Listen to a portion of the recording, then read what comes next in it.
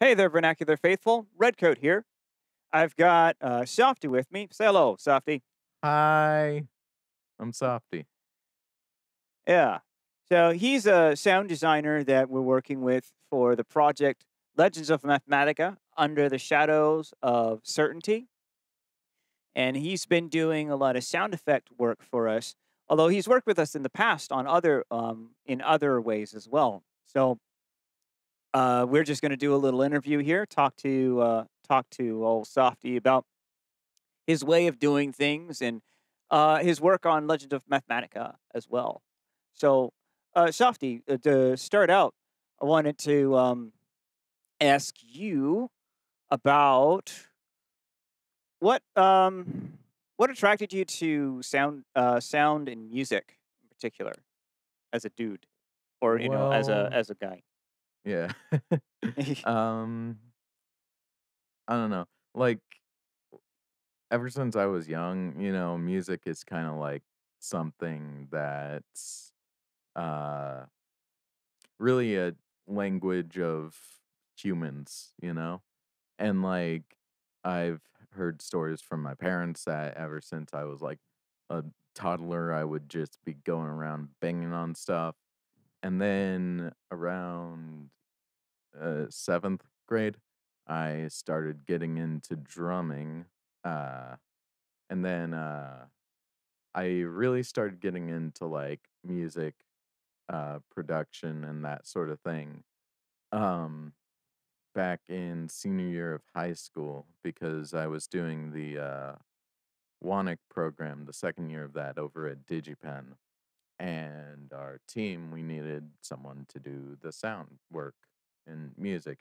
And given I was the most musically competent of the four of or the out of the four people in my group, myself included, um, I just sort of fell upon me to do that. And then I just kind of like after doing that for a while, I was like, "Hey, this is fun." And yeah, that's the story of how that happened. Yeah, so you were doing music long before I actually ran into you. 'Cause that was at, like, L-Dub, I think. Um, Right, LDUB Tech. yeah, doing the whole design dealy. Um, Mhm. so with the current project that we're working on, Legends of Mathematica, uh, can you speak to what it's been like so far, just kinda working on the project? Challenges you've run into and just the kind of vibe you've gotten. Well, it's been pretty fun so far. I like the way that, Skitter gets, the tasks to me, like, he'll typically go and just give me a whole list of um, sounds to make, and every now and again, if I ask for like an example, he'll provide me with one, or you have sometimes as well. And then another thing that he did earlier on when I first joined on that was really, really helpful was he would provide videos of certain like things happening in game so that I could get a visual representation of what the move is supposed to look like. And when it comes to sound design, that is one of the most helpful things. Because, like, take movies, for example. The sound design doesn't happen until after the movie is shot. Like, after all the video is edited and everything. You don't you don't do the sound work until after everything is done. Mm. Yeah, that makes sense, because it's the whole, well, the philosophy that comes to mind is the idea that there's the there's the real sound, and then there's the right sound, if that makes sense, where it's you Yes, have exactly. the yeah, 'cause I think too, well, the example that always comes to mind is the pterodactyl in Jurassic Park 3, and Mhm. that is that uses dental floss, I think. Like that's a something like part that. of the sound. Yeah. And like, oh, was it? It's cutting steel twine is what they use to make blaster bolts in Star Mm, Wars. yeah. Um, Or like one thing I watched this video on YouTube about the sound design behind that movie A Quiet Place, the one by John Krasinski. oh yeah, Um yeah. yeah, with all the weird aliens that are blind but use like a weird echolocation thing. Mm-hmm. And the way they got the sound, like some of the sounds, like there's this one point towards the end of the movie where John Krasinski's character like pumps a shotgun, and they actually pumped a shotgun for that one. Hmm. But as for like the weird aliens, their echolocation thing, the way they got that sound is they put a taser up to a grape. They tased a grape and then did something with that sound. I think they like stretched it out or something, like time Mm. stretched it, and they got this really weird clicking kind of noise that just sounded so cool. Yeah, but that I think that's a good point. I think that's a good point to belabor. I think is just the fact that like sound effect work in particular is it's super creative. Like there's so many different ways to solve the problem of I need X to sound like Y. Yeah. You know?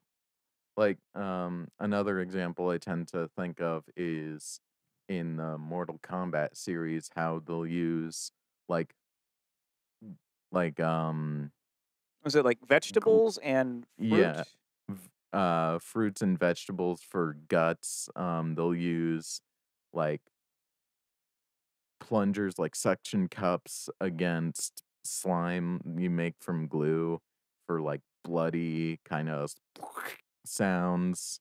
Yeah. Um, and like because you can't just like get actual guts and do that. That'd be That'd a be mess. inhumane. Yeah. Well, A, if you were to get actual human guts and bones and remains, I Well, we'd think have a that's lawsuit on our illegal. hands. Yeah, Yes, I think yes. that's illegal.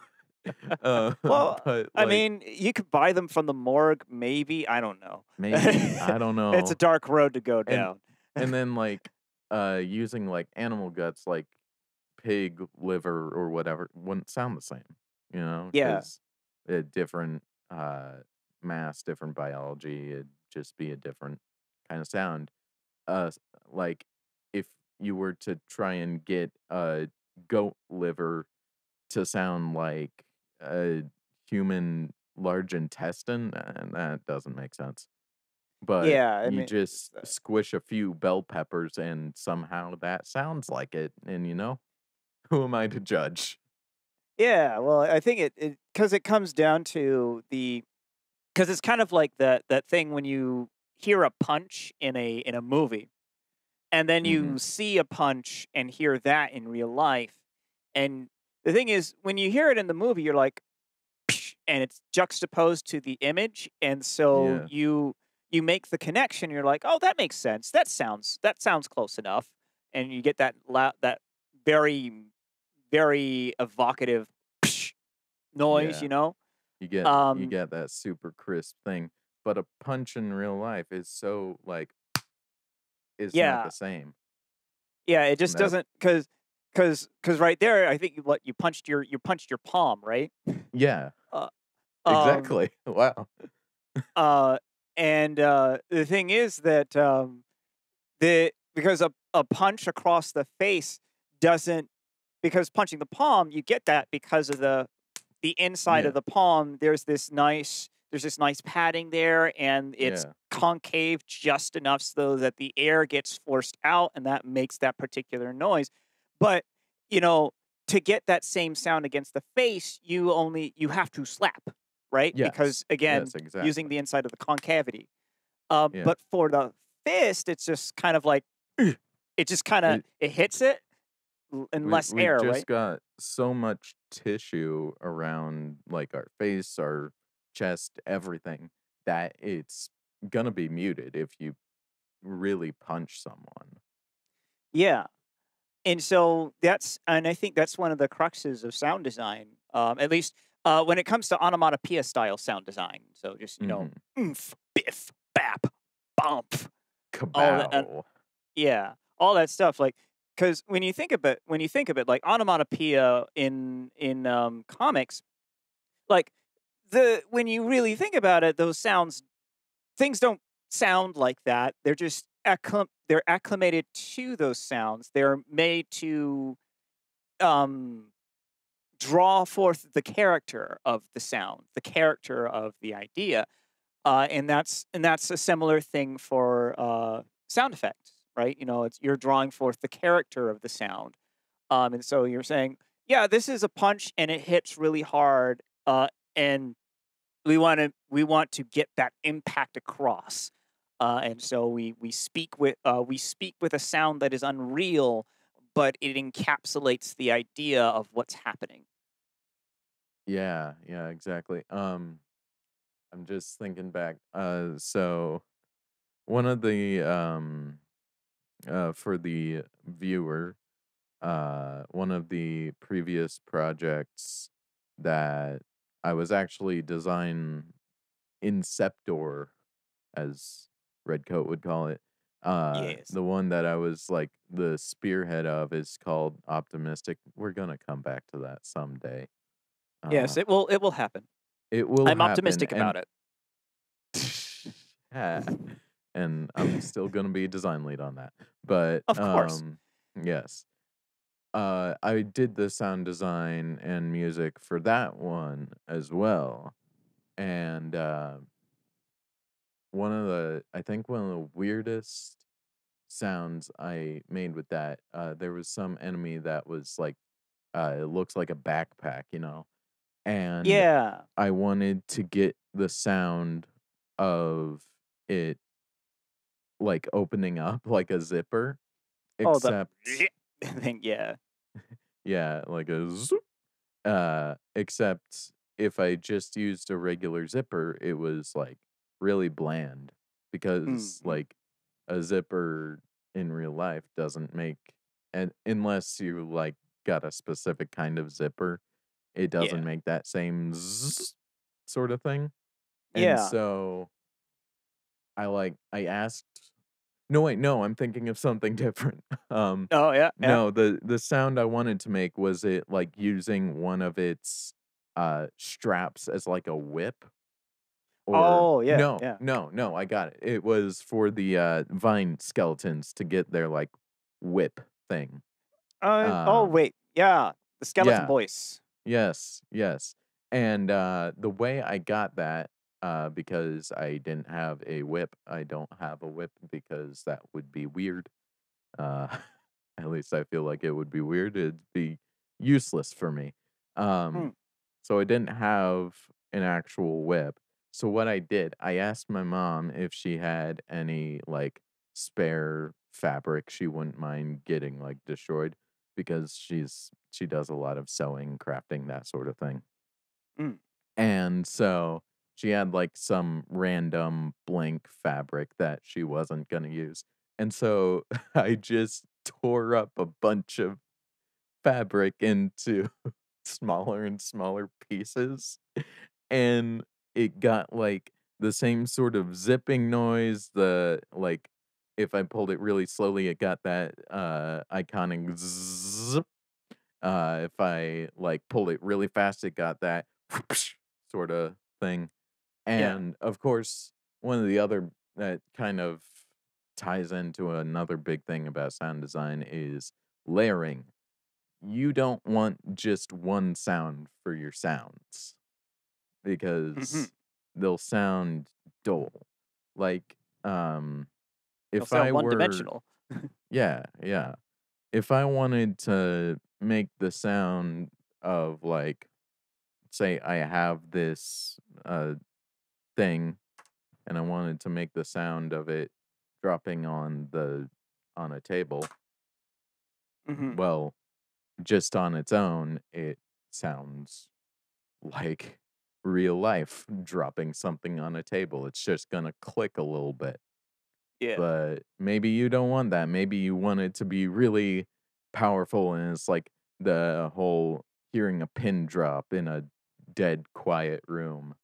Um, so what you're gonna do? I don't know. Maybe you're gonna amp it up a little, add some layers of like long, drawn out reverberations, that sort of thing, or Yeah. some bassier Because tones. Just kick it up a notch.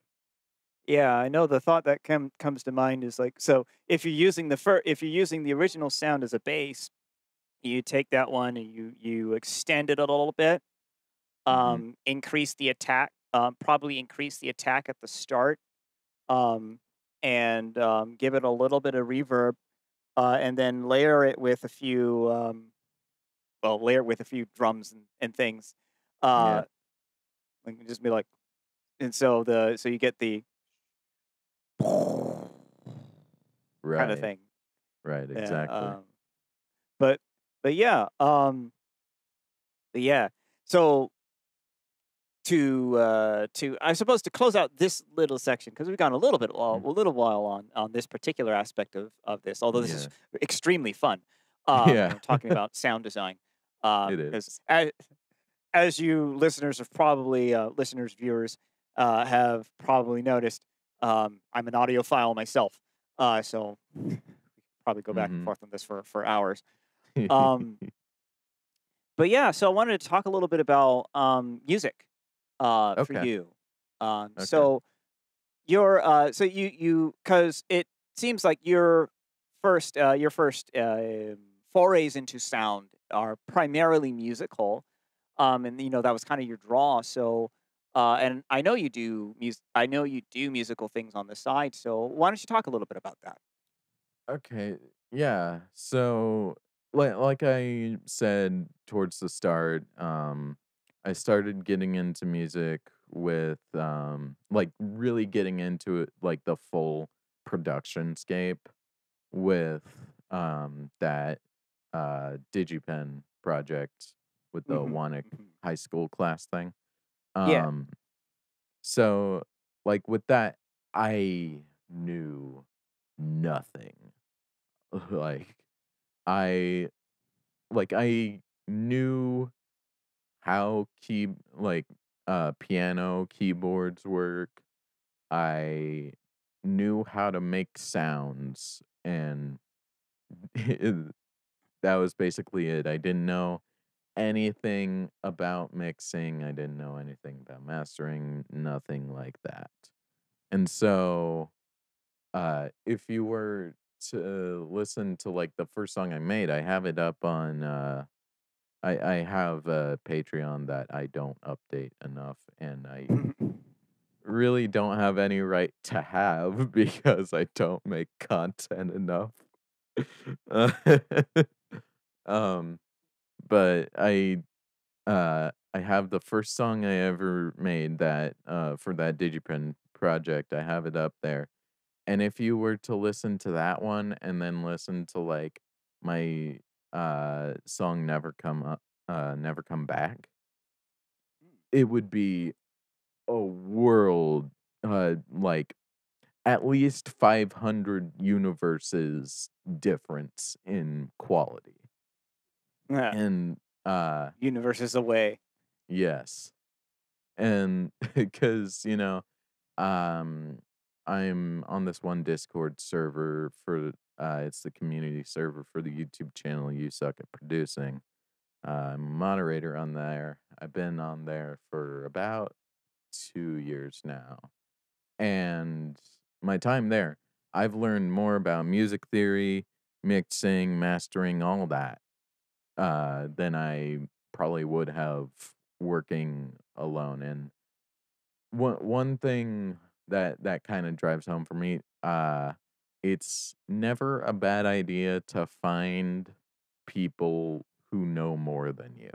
Like, sure, you may take a hit to your ego every now and again, and maybe you'll get defensive. I know I do when people comment, on my singing voice because it's kind of like putting your voice, you're singing into a song. It makes it very personal. Um, Hmm. but that's kind of something you have to put aside in order to get better. Like you can be upset about it and like deal with that in the moment, uh and just like think about it, but just you got to know that there are people who have made music longer than you, and so like they're going to know more. So yeah.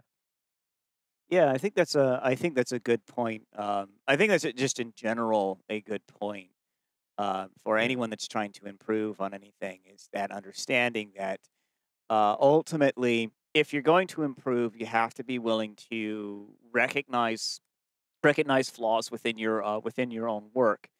And a part of that process is being able to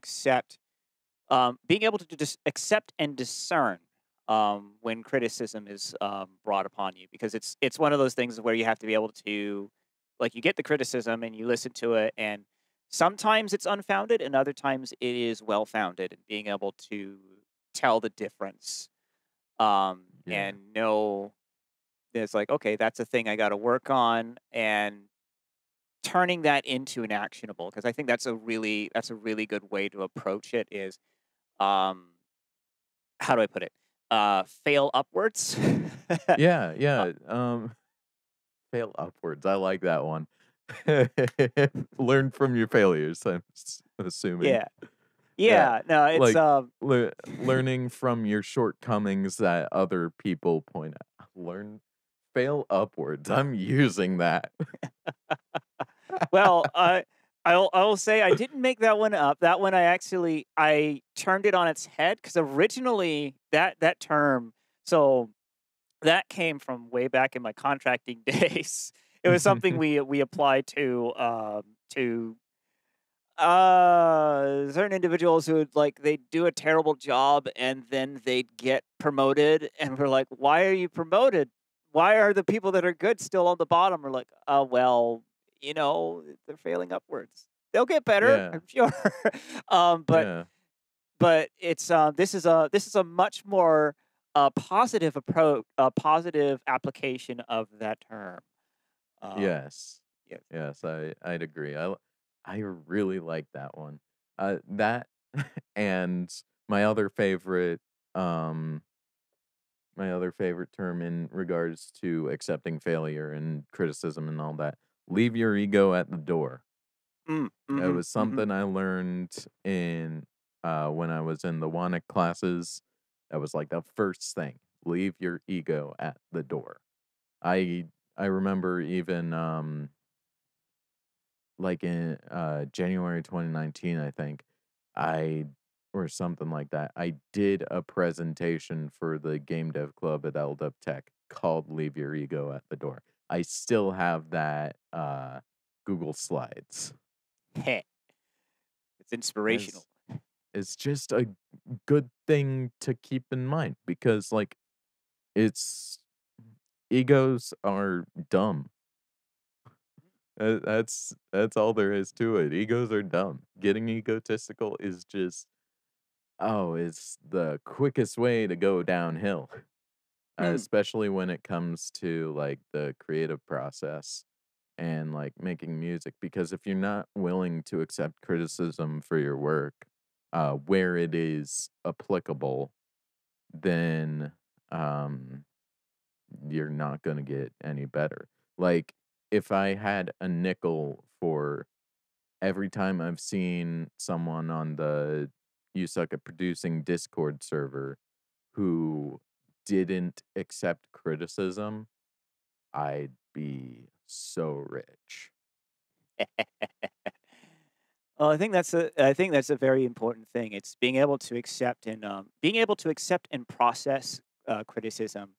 I do think, like, because there's definitely I do think there is a place for not necessarily ego, but and I use this tacitly. There is a place for Mhm. pride, but it's a it's one of those things of where because you need pride enough to actually step out into the world and do things with your skill set, but it has to be an earned pride, if that makes sense. It's a thing Right. of where you need to be able to recognize that um, you need to be able to understand where your skill level is, um, and accept that as the ability to move forward. Now, granted, it's I say it very tacitly because I think there is also some strength in approaching things from a uh I'm about to say, it's not a position of weakness. Like that was the first phrase that came to mind, but I'm going to use a phrase from Hajime no Ippo, which is specifically you approach things as the challenger, even if you are the Mhm. champion, always the challenger. And so there's a couple of things that go along with that. So at least looking at it from the Ippo lens, there's a whole bunch of skills that you would need to practice up until you get to that big moment, right? Right. And so you have to it's approaching it with the understanding that you just need to keep building those up, building them up, and then when you're at the moment, you need to have faith in those skills faith in those skills such that you can use them with confidence. Um, and Yeah. I mean that's more applicable to stage performance. But I Mm. think it still follows for I think it follows for production as well, especially if you're doing something new and interesting. Having faith in your understanding of sonic arrangement um, Yes. and audio expression are important and key, and that's something that you can build up through the criticism process, right? It's through receiving criticism and acting on it and processing it and returning to your critics and being like, hey, is this better? um, and that helps with reinforcing an earned pride. And again, I use the term tacitly. I think there's probably a better term for it, but Yeah. um, earned confidence. That's the word. Earned confidence Mhm. because it's slightly different than pride. Uh, Yeah. Slightly. Um, but yeah. So yeah, that was a cool That little thing. cool tangent. Yeah, cool tangent, Useful bro. tangent. Useful tangent though, because that Yeah, I'd say was so. very useful information. Well, now we go to the sine or the cosine of that, and create our new triangle, right? Yes, exactly. So, with that all said, I suppose one of the other things I'd like to ask is, well,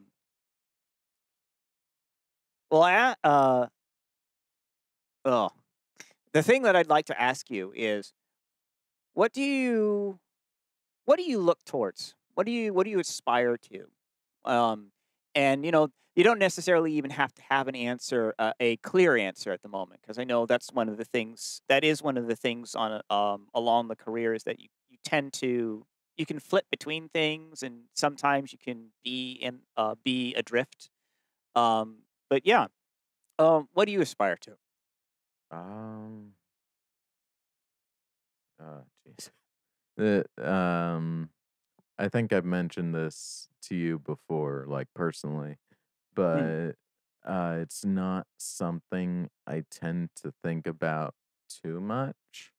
mm, Like where I am right now, again, context for all the listeners, viewers, whatever you're doing with this video.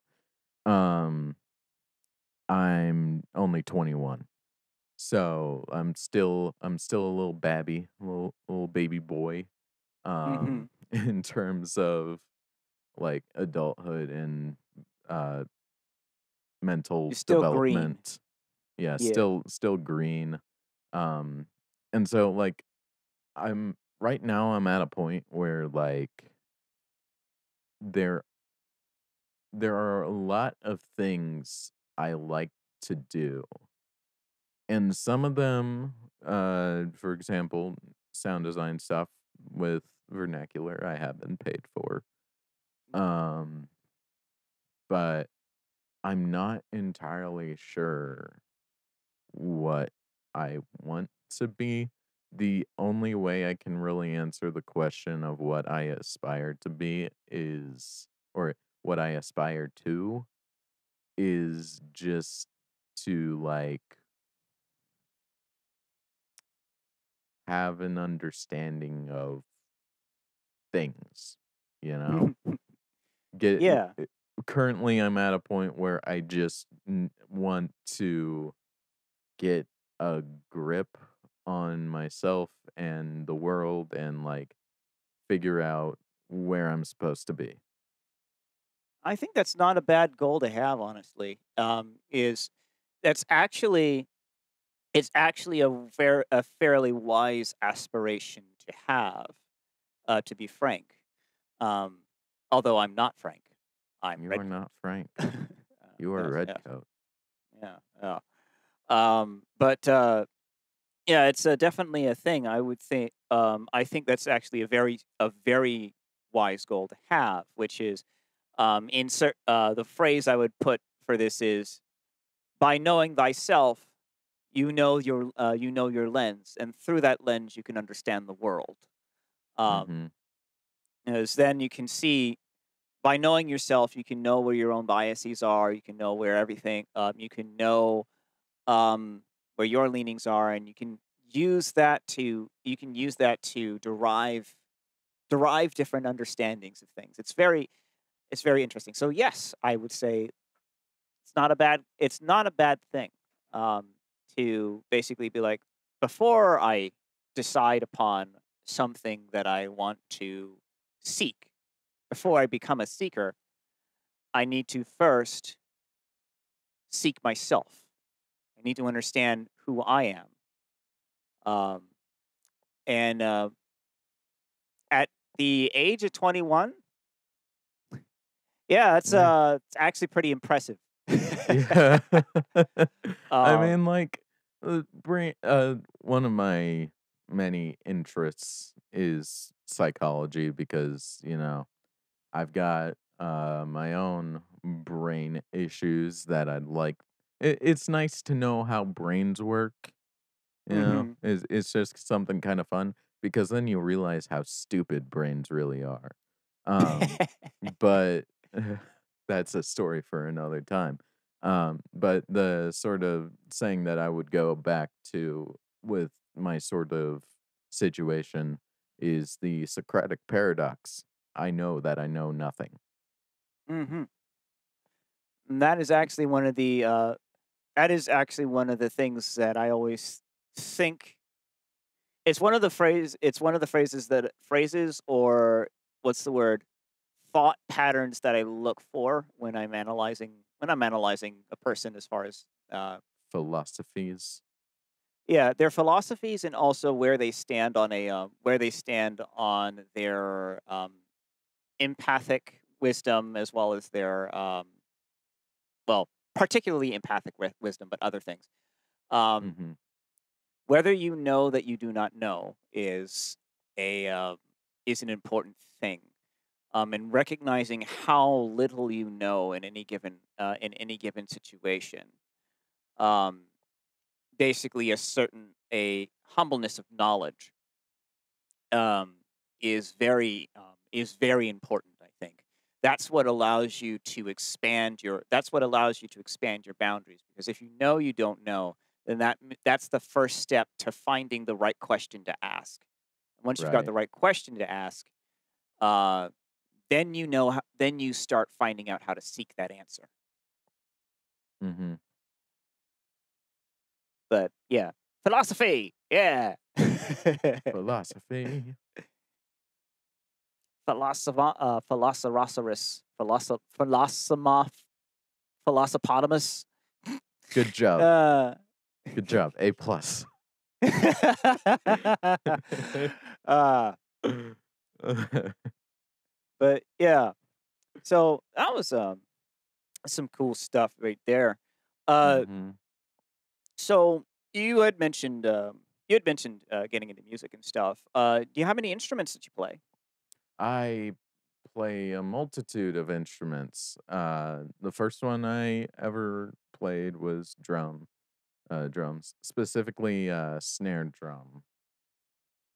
Hmm. Well, I mean, technically, in elementary school, we started with the marimba, but I'm going based off of like outside of normal school. I was in band in fifth grade. That was where I played snare drum. It was cool. And Mhm. a funny story about that.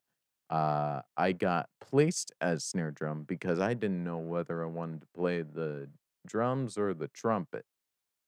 I Mm. could have gone down a completely different path, but the band teacher put me on snare drum, and He just didn't want you buzzing your lips. he just he just knew. I think he just knew either that or there was a lack of drummers. Um, We'll just say that he knew. We'll he give him the knew, benefit of the doubt. yeah. But from there, I went on to I didn't really play instruments too much until like summer the summer I was going into like seventh grade or something. I That's when I like that previous Christmas I got my full drum kit, and then I started taking drumming lessons. I'm still taking drumming lessons with the same teacher 7 or 8 years later. It's been a long time. Nice. Awesome guy. He even I went over to his house one time a few months back.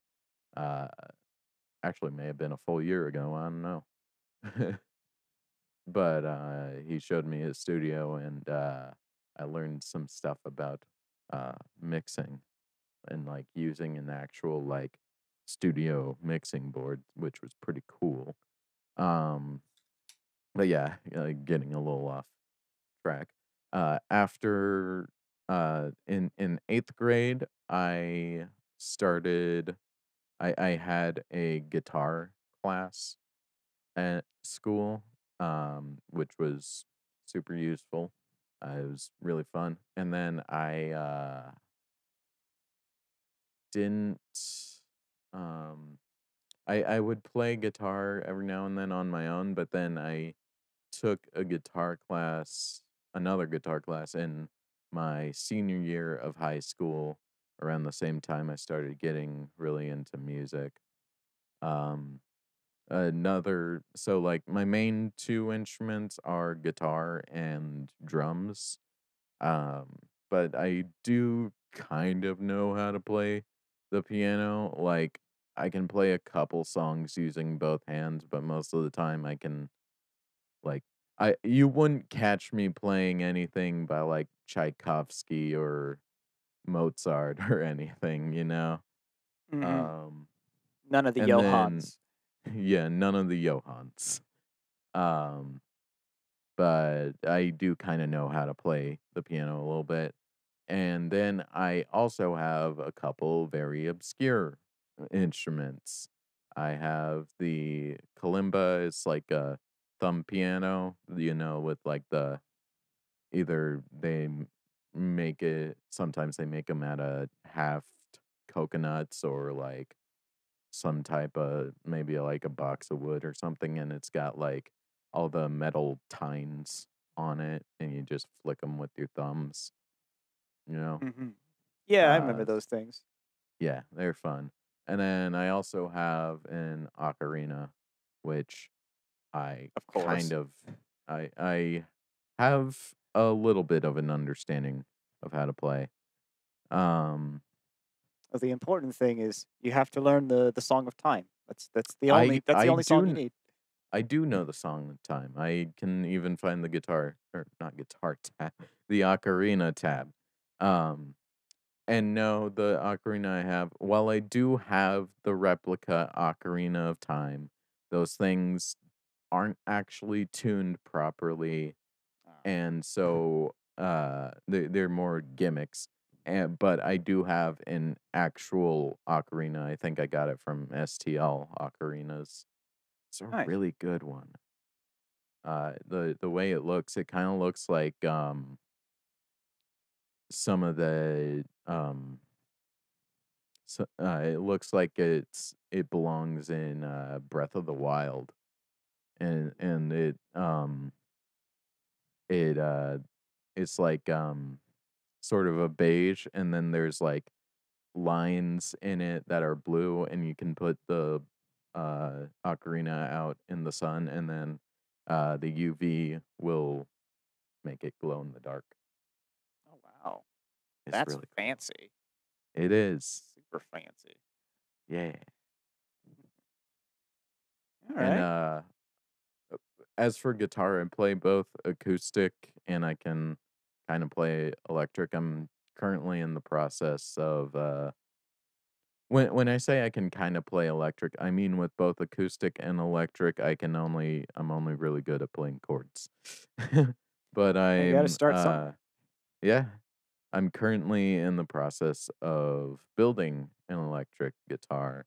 I got this past Christmas, my dad got me a kit from StewMac, and right now we're at the point where we're gonna paint it, but gotta wait for a little while, uh, just because um, I'm still trying to decide if I want it to be a matte finish or a glossy finish, you know. Mm. But it's gonna be bright fluorescent neon green because that way I can green screen it. Ha. And you'll Music never with lose it. Yeah, exactly. It's amazing. Um, but yeah, those are my copious instruments. Okay. Copious indeed. Well, that's yeah, it's pretty cool. Pretty cool. Well, Mhm. as it stands, I don't have too many other questions to ask. Although I have two random ones that I will add to the end here. Okay. The first Yes. question: what is your top three favorite anime? Top 3 favorite anime, oh god. Okay, so the number 1 is the one I love the absolute most, is Ouran Academy High School Host Club. It's amazing. Aha! It's A man of beautiful. culture. I love it. Yes. Second favorite, probably, um, Oshiete Garuko-chan or Please Tell Me Galko-chan. It's uh, Oh. it's an interesting one. It's very short. All the episodes are like 5 minutes max. Um, and it's basically it's kind of like a slice of life sort of Hmm. anime.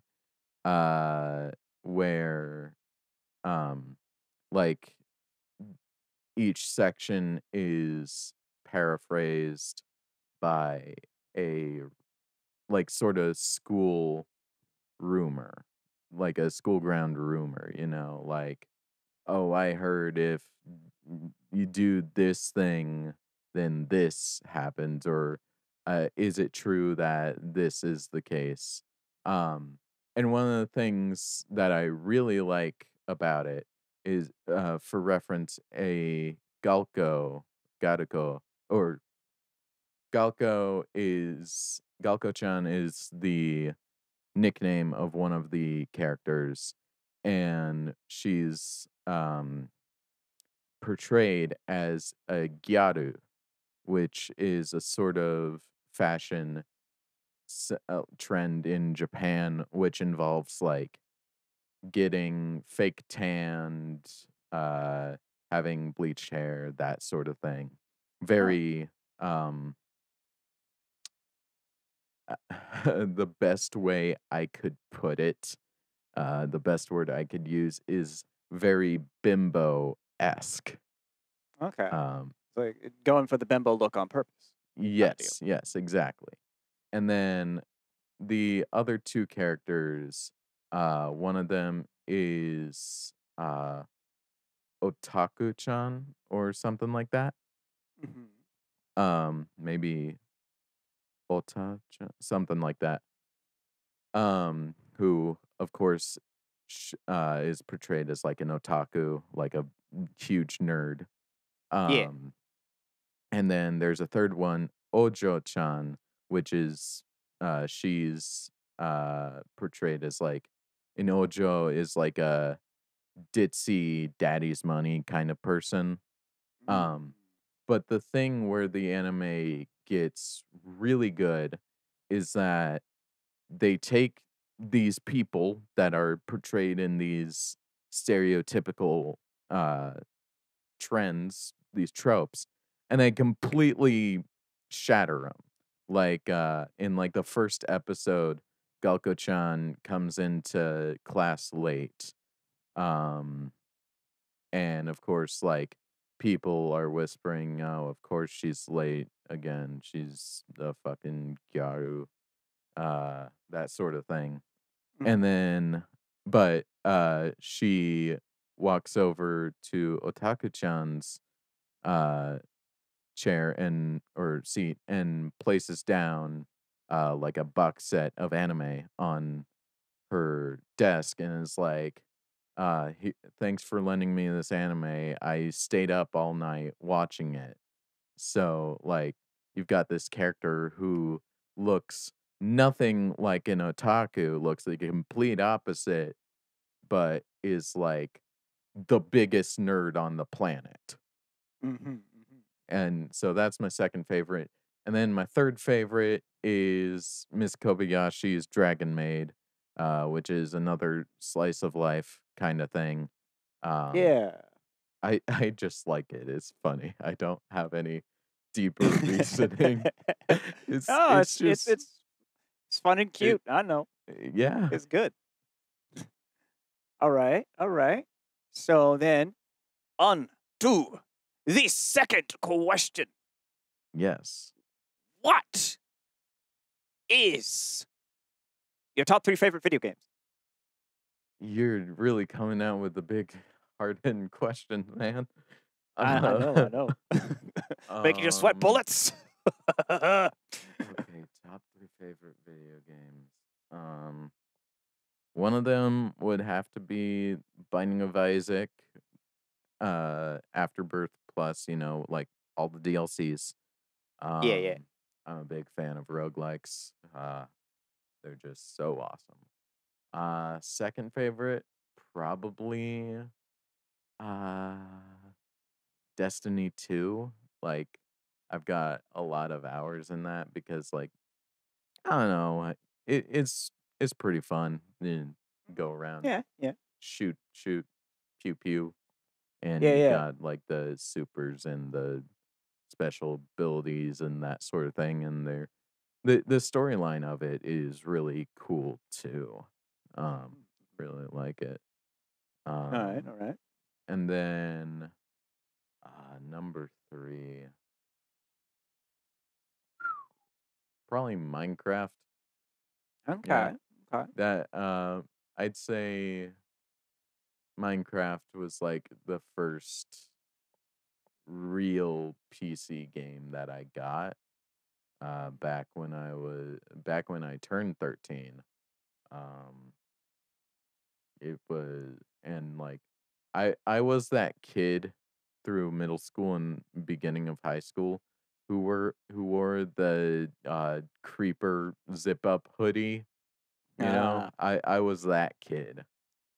like, Uh you were super into it for a while. I was super into it for a while, and now I've sort of calmed down with it, but I still play it every now and again just because it's like a nice game. Actually, you know what? Third place shares between Minecraft and the Animal Crossing franchise. Okay. I'm a big fan of the newest one, New Horizons. But my reasoning for that, Minecraft holds a special place in my heart because it's like it's just a nice game to like do things. You know, you can install mods. It's very flexible in what you can do. But with Animal Crossing, um, I like first got into that with Wild World, and I attribute it as like one of the biggest reasons why my older sister and I have like as close a relationship as we do as like Mm, siblings, you know? yeah. Um like we would if we had Nintendo Switch Online, we would be playing that together all the time. No joke. Ah. Oh wow. Nice. Yeah. Good family time. Good family binding, bounding, bonding. Good Yes. family bonding time. Yes. Exactly. With cute animal characters. Cute. But yeah. Well, those were my two pressing queries. They were Very very pressing. important. You understand? Yes, Very of important. I know course. these things. Uh, Very. so,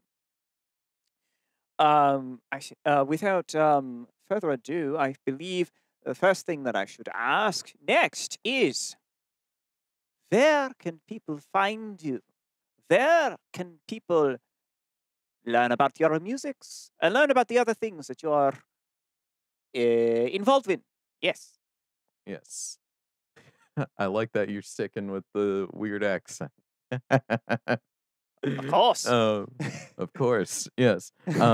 So I'm gonna provide a link tree link that'll just have like all the links like Instagram, Twitter, YouTube, Patreon, my Spotify, just all the important stuff. It'll be down. Hopefully Redcoat puts it in the description. I I better. will hold it ransom. No, I will put it in there. Yes. Yes, yes. Good. I will Good. put it there. Um, but yeah, I'm gonna be uh like I have a couple songs on Spotify currently. And of course, every now and again I'll upload stuff to SoundCloud, like just work in progress stuff. And then I'm pretty active on Twitter. That's mainly where I go for like I don't know, just tweeting random things at 3 in the morning. Just shooting the breeze. Yeah. And then I don't post that much on Instagram, but I still have one for sake of having the name Yeah. claimed.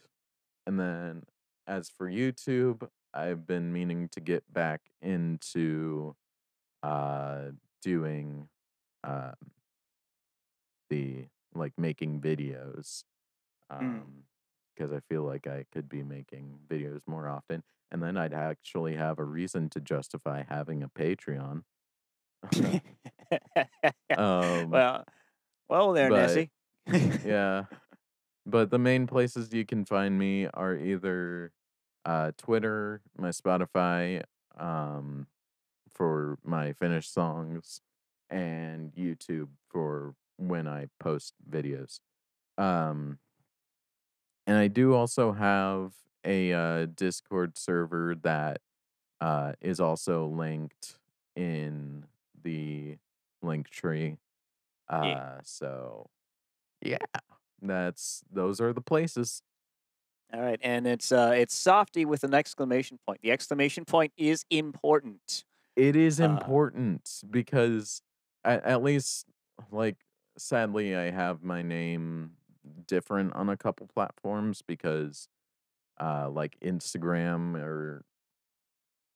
Instagram uh doesn't allow your name to have any characters other than like alphanumerical characters.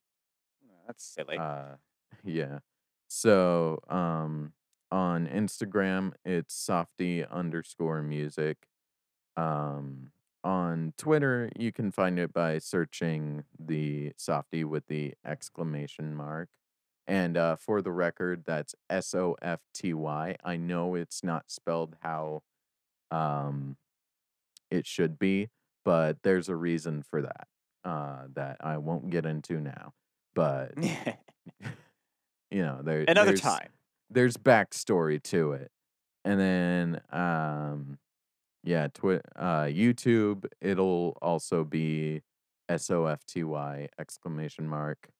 Um, and same with Spotify. The reason why it's most important for Spotify is because there's some other music producer who has the name Softy without the exclamation mark.